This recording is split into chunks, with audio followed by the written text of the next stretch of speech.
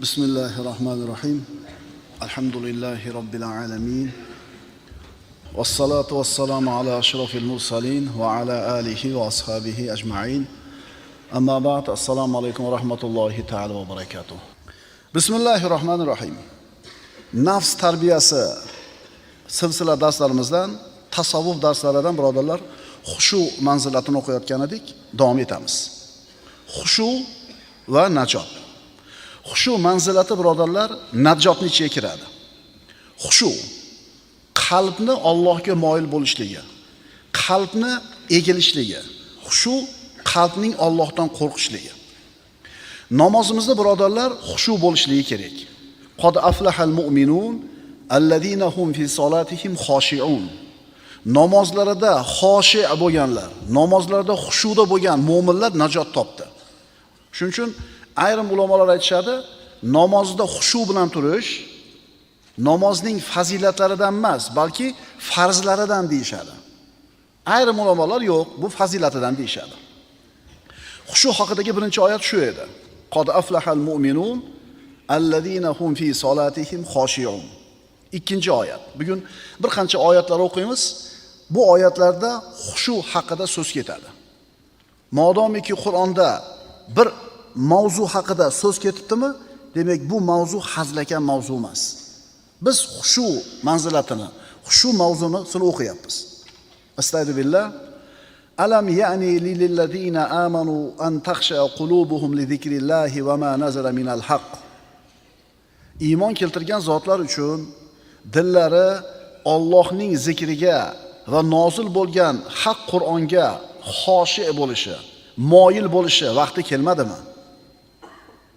Shuningdek, ular uchun ilgari kitob ato etilgan, so'ng muddat o'tgach dillari qotib ketgan kimsalar, Yahudi va Nasroniylar kabi bo'lib qolmasligi vaqti kelmadimi?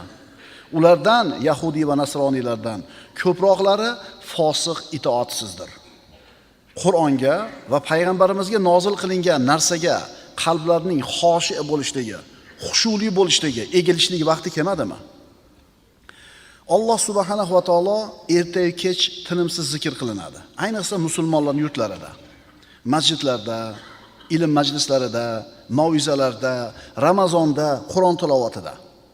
Birodarlar, bizni qilayotgan mana shu zikrlarimiz hayotimizda aksini ko'rsatishi kerak. O'qiyotgan namozimiz zikr, tasbih aytishligimiz zikr, namoz o'qishligimiz zikr.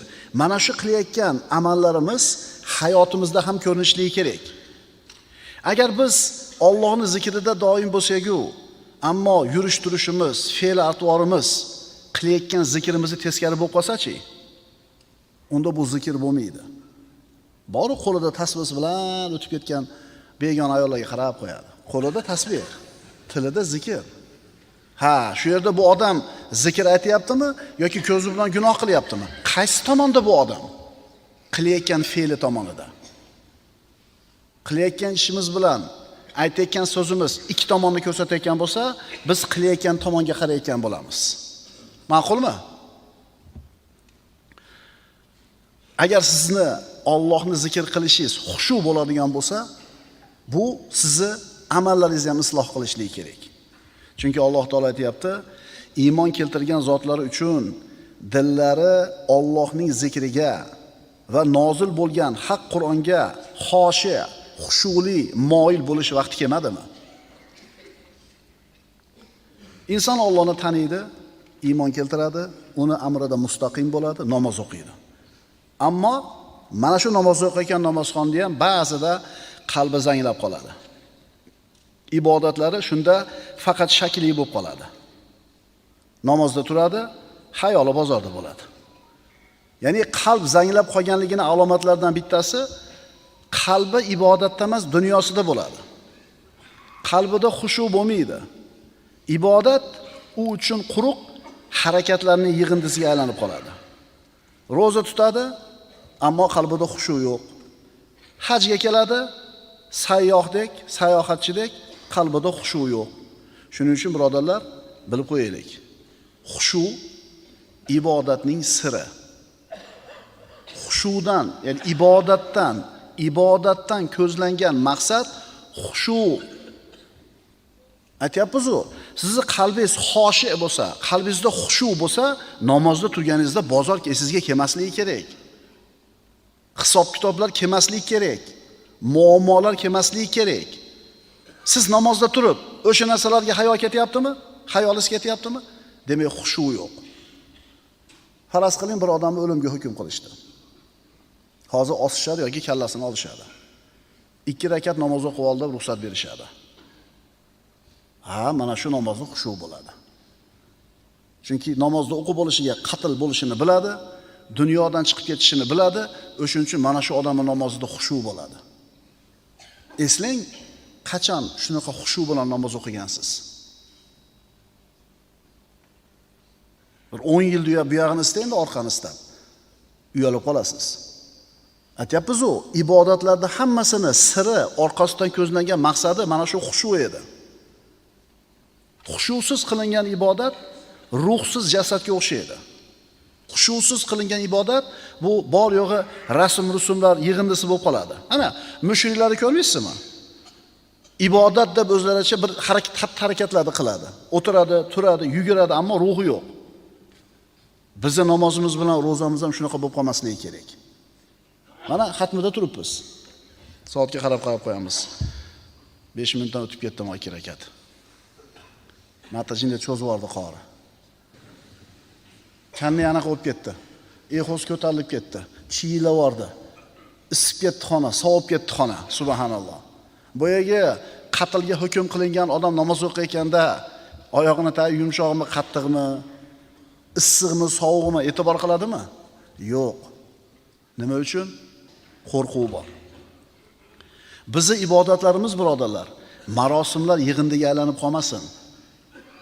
Marosim bilan ibodat o'rtasida farq bormi? Bor. Marosimlarda maqsadi, g'oyasi va ma'nosi bo'lmaydi. Akalar, u marosimlar modomiki shariatga zid bo'lmasa qilaversin, urf-odatga haqqi bor hamma xalqda. Ammo uning orqasida bir maqsad bilan bir ma'no bo'lmaydi-da. To'g'rimi? Ibodat, birodarlar, uning orqasida g'oya bor. Uning orqasida hikmat bor. Uning orqasida bir maqsad bor. Mana zakot, haj, sadaqa, namozlarni ko'rib chiqamiz. Bularning orqasidagi g'oya, maqsad nima ekanligini Alloh Qur'onda aytgan. Astagfirullah. Xuz min amwalihim sadaqatan tutahhiruhum va tuzakkihim. Ey Muhammad alayhisalom, mana zakot bilan sadaqa haqida. Ey Muhammad alayhisalom, siz ularning mollaridan bir qismini o'zlarini poklab, tozalaydigan sadaqa sifatida oling. Demak, zakot va sadaqadan maqsad molni poklash, nafsni poklash va fazilatlar bilan bezash. Ana, maqsadi bor ekanmi? Zakot bilan sadaqadan ko'zlangan maqsad nafsni poklaymiz, molni poklaymiz, nafsimizni fazilatlar bilan bezaymiz. Baxillik degan kasallikni chiqaramiz. Demak, zakot bilan sadaqaning maqsadi shu. Roza. Mana roza tutyapmiz. Nima edi? Astagfirullah. Ya ayyuhallazina amanu kutiba alaykumus siyamu kama kutiba alal ladina min qablikum la'allakum tattaqun. Taqvoli zotlar bo'lishinglar uchun, taqvodor bo'lishinglar uchun ey mu'minlar, avvalgilarga farz qilinganidek sizlarga ham roza farz qilindi. Rozadan maqsad nima ekan? Taqvo ekan. Qo'yingki, boshqa hamma amallarimizni qarasanglar, orqasida bir maqsad bor, birodarlar. G'oyasi bor, hikmati bor. Birodarlar, biz Alloh taoloni tanisak, Alloh taoloni hukmlarini, hikmatini tushunsak, dinni o'rgansak, Allohni tanisak, tamom. Hamma muammo hal bo'ladi. Ishonasizlarmi? Bu mubolag'a emas. Bu mubolag'a emas. Allohni tanidingmi? Chinakamiga tanidingmi? Muammolaring qolmadi. Hamma muammolaring yechiladi. Bu nima degani?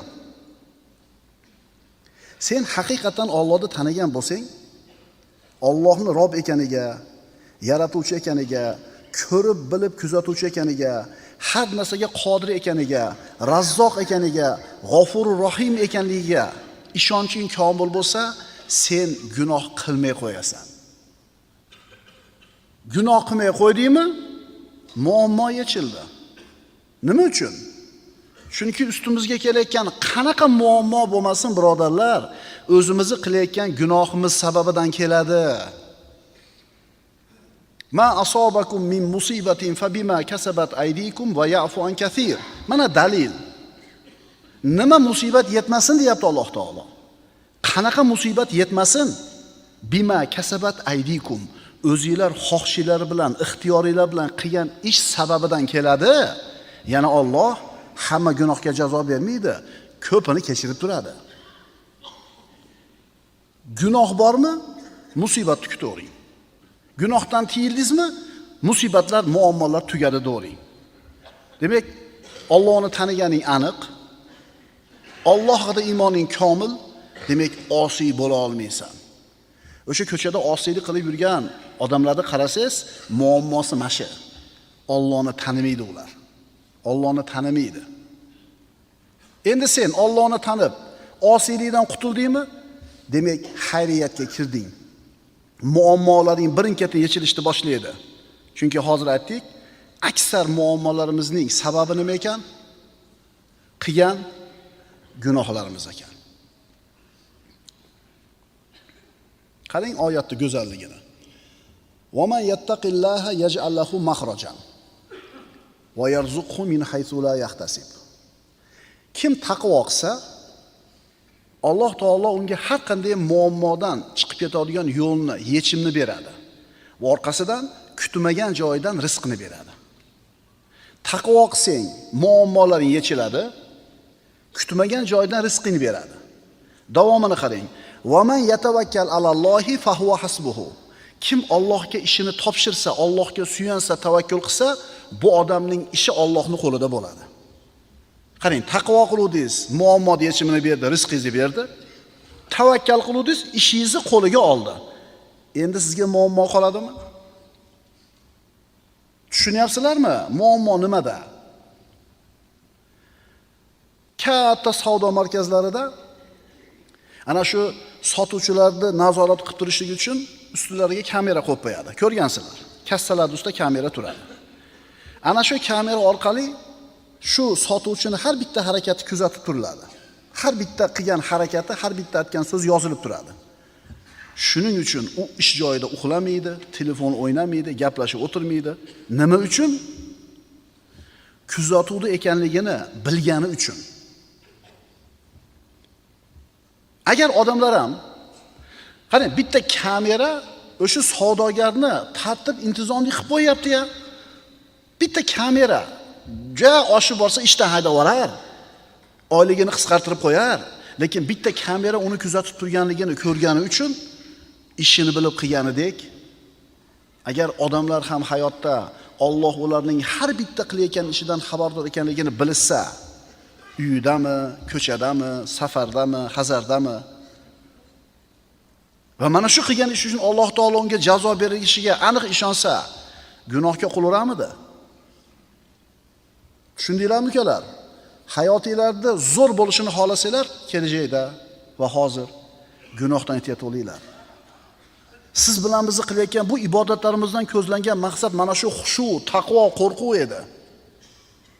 Agar biz namoz o'qisak, roza tutsak, zikr aytsak-ku, hayotda qilayotgan ishlarimiz bu zikrimizga, namozimizga to'g'ri kelmasa, demak biz bu amallarimiz faqat shakliy bo'lib qoldi. O'shuning uchun rizqingizda baraka yo'q. O'shuning uchun boshingiz qarzdan chiqmayapti. O'shuning uchun ishingiz yurishmayapti. Ming xil yo'lini qilib ko'ryapsiz. Har xil bir treninglarga borib, biznes trenerlardan eshityapsiz, lekin hech ham bo'lavermayapti-da muammoning yechimi.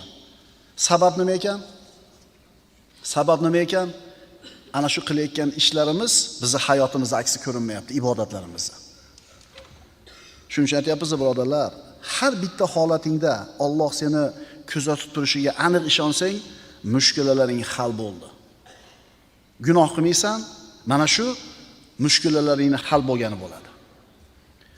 Namoz. Innas solata tanha anil fahsha'i val munkar. Namozdan ko'zlangan maqsad demak nima ekan? Fahsh va munkardan qaytarishi. Albatta namoz buzuqlik va yomonlikdan to'sadi. Namozni o'qiysan, ammo buzuqlik va fahshni to'xtatmayotgan bo'lsang, seni namozing namoz emas. Payg'ambarimiz aytganlar, kimning namozi uni fahsh va munkardan to'smasa, uning namozi namoz emas deganlar. Endi namoz o'qib turib ham boloxonani so'kishdan to'xtamayaptimi? 3 ta gapini 4-inchisi so'kinishmi? Demak, uni namozi namoz emas. Chunki namozdan ko'zlangan maqsad mana shu fahsh bilan munkardan tiyilishligi edi. Demak, birodarlar, namozdan ko'zlangan maqsad zikr edi, yaqinlik edi, nur edi. Dinimiz namozga, ro'zaga, hajga buyuradi. Lekin har bittasining orqasida hikmati bor, maqsadi bor. Bu narsani Qur'on bilan sunnat bizga bayon qilgan. Har bitta ibodat uchun bandaga bir ulug' ajr, xariyatlar bor. Endi ana shu qilgan amaliga mukofot olish uchun u amallarida ruh bo'lish kerak. Amallardagi ruh ana shu xushu bo'ladi. Aks holda bizni qilayotgan amallarimiz xushusiz bo'lsa, ruhsiz bo'lsa, bu marosimlarga o'xshab qoladi. Ma'nosiz xatti-harakatlarning yig'indisiga o'xshab qoladi. Aqulu qawli hada va astagfirulloh li va lakum. Assalomu alaykum va rahmatullohi ta'ala va barakatuh.